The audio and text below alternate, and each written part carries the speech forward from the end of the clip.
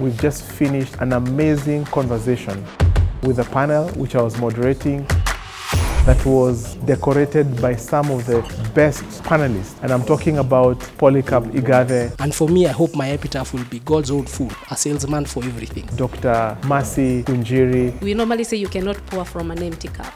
And also, amazing human being in David Kinovia. People cannot fight what they have been part of. We have spoken about the subject of fit to lead. Leadership brings you to the end of yourself. So please watch out on this channel, please subscribe, and you'll be notified when we upload these videos. Wow, lots of lessons. As you can see, there is no exception.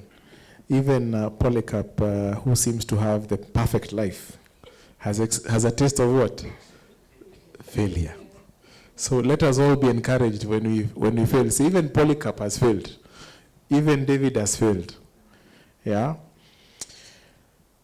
I'll come back to you, Polycarp. You spoke about details and big picture, the forest ranger. Why do you think having a vision, a big picture, is important in leadership? And is there any time in your leadership career where you did not have a clear vision? And how did you navigate through that season? We all of us begin our leadership journey as specialists. You find that you have a specific you strategies at different levels. At the operating level, and you then continue growing. So you get promoted to your incompetence. Yeah. You start getting promoted to your level of incompetence. But for me, what I have found is many leaders struggle to abandon becoming a specialist to becoming a generalist. They think like being a generalist, there's something wrong with it. As a leader, again, I think there's consensus all over the world today that leadership is influence, is not power. Actually, it's when you have so much influence that you become powerful. Power is a consequence of influence. Let me put it this. So you have to become, and that journey. That's why I use the analogy of the forest. Always don't get too lost in the neck of the woods if you're a leader. Sometimes come out. You know, if you look at Nairobi from the street, it's a very ugly place. But just go to the top of KICC and look at Nairobi. It's beautiful. It's just change your perspective and you change your viewpoint. That's what I've consistently seen. And I think that's also what we are hearing from us. She just changing perspective about herself has unleashed her. Because people always confirm what the others are doing. And I struggled with that in the early days. Many sales and marketing people are not known to be good in finance. And every time we were always in a contest with finance teams. Until I decided, you know what? I'm going to be so good in corporate finance. And nowadays when I speak, many people tell me, are you a finance person? Or whatever I lead. But you find that I had to go and borrow their perspective to understand where they're coming from. I had to abandon. And when you fuse that understanding, the return on invested capital to consumer and market focus, you then completely shine. So that's what I would say. Thank you. David? Okay, sorry. Vision. I think maybe definition of terms. For me, vision is a photo of the future, a picture of what it is that maybe you want to become. I remember asking one lady what's her vision. Don't laugh at this, but she said her vision is to get married and get 4 kids and take care of the family so that every time when the husband comes home, they're all happy. It's a good vision. I mean, if that's what you want. It's a photo. It's a picture of what you want.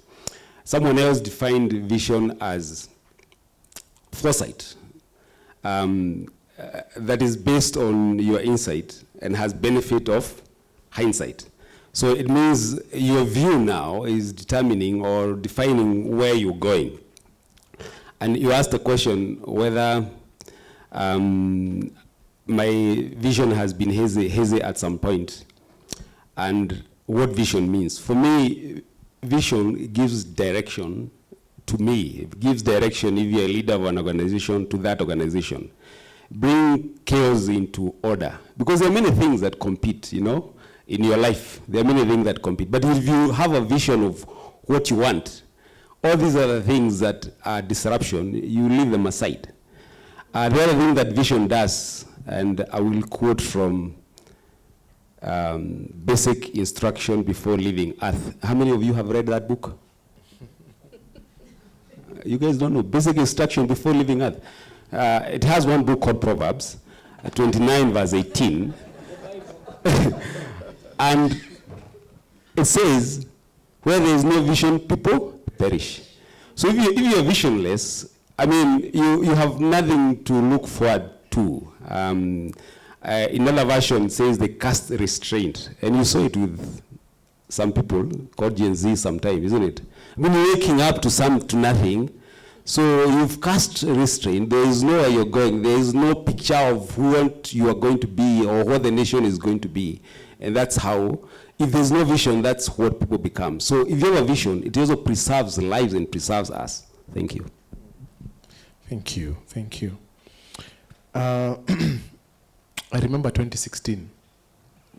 I used to go to the gym at Hilton Hotel.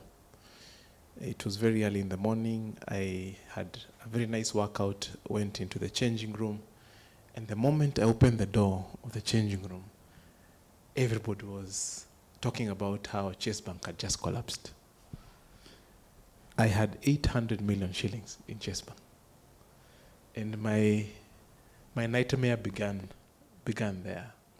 And I remember in one of the conversations I was having with Dr. Chris Kirubi, who is I consider to be a father to my brother here and myself. He said, buyers, you cannot live your life as if there are no problems. And it was like an awakening thing for me. I remember that statement. So John C. Maxwell said, problems introduce you to yourself. Problems introduce you to others. And problems introduce you to opportunities. So Dr. Mercy,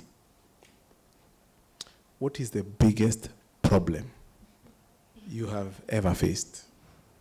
And how did you get to know yourself more and others? It's a very interesting question. I think I have, there's so many. I'll just talk of one of the most recent. I'm a mom to a 3-year-old, I'm a mom to a 1-year-old, I'm a wife, I'm a scientist, I'm a leader. I love women. I was just talking to Carol out there and I was saying, how can I get engaged in more community development in the work she's doing in Turkana?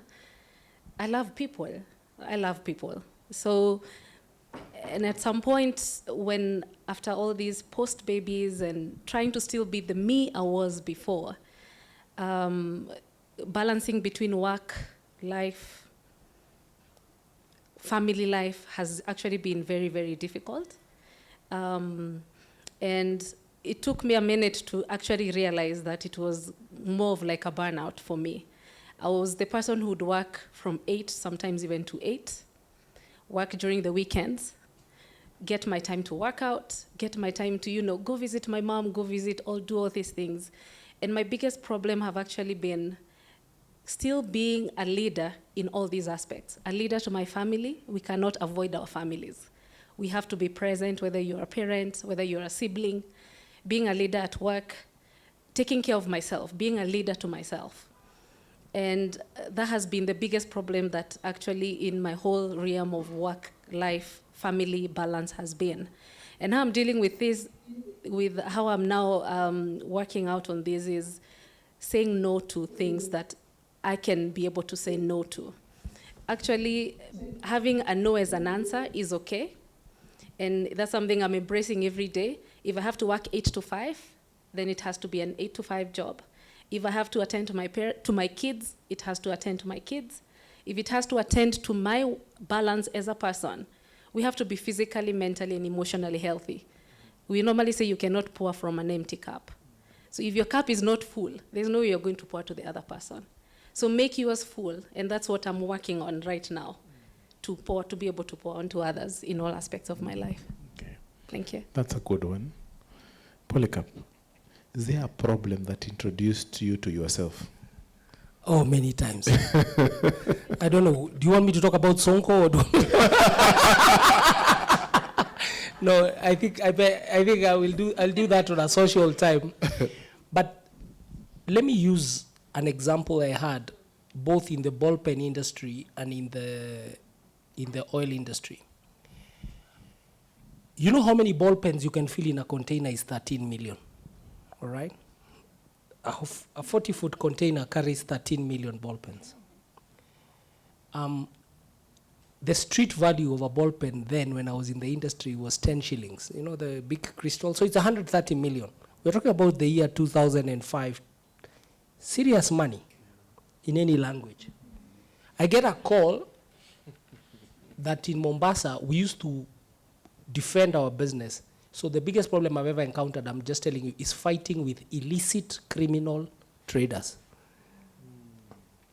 And they have become so big in our economy that people who do genuine business are leaving because you can't fight them. Then I get a call that there are 10 containers with big ball pens that have just landed at the port of Mombasa, and they are all packaged, manufactured by Hako Industries, but they have come from China and they are counterfeit.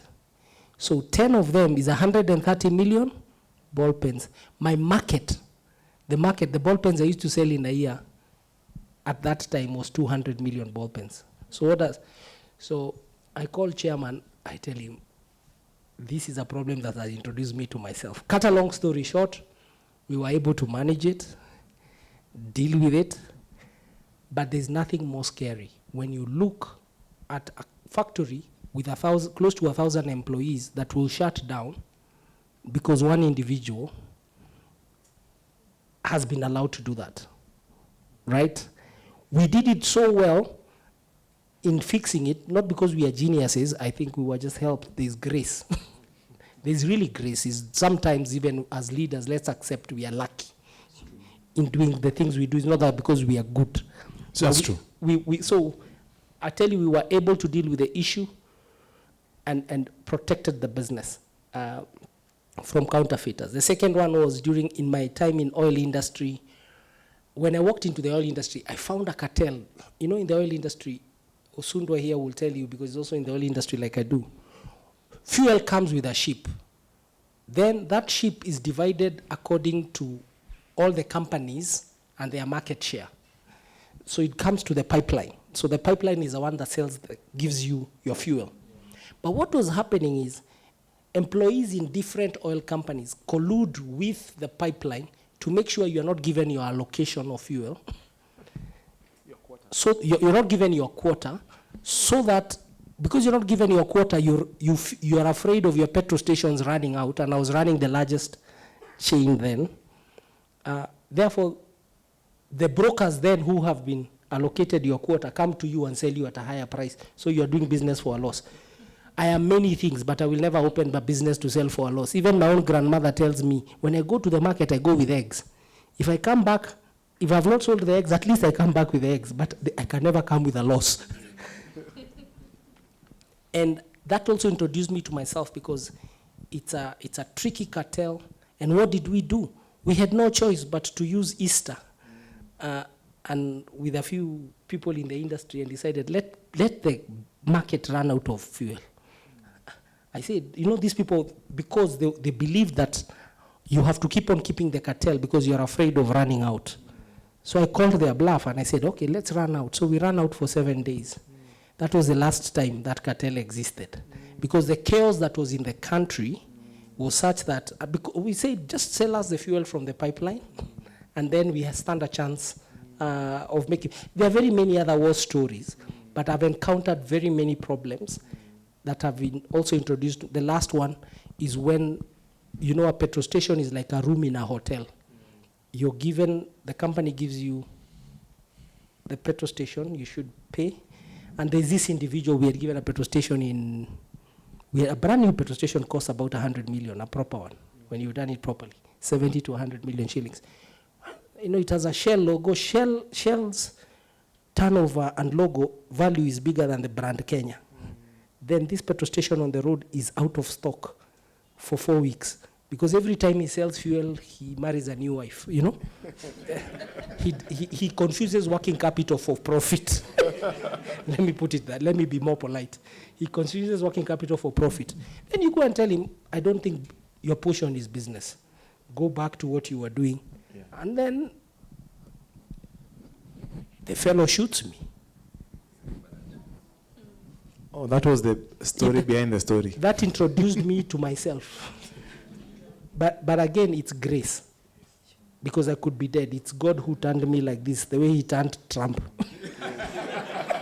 I promise you, when I saw Trump's, I was not graced, but I'm alive. Yes. As a consequence. So you come across this. So for me, fighting with illicit trade, and I think it has a lot to do with my personal choices many years later. Amazing.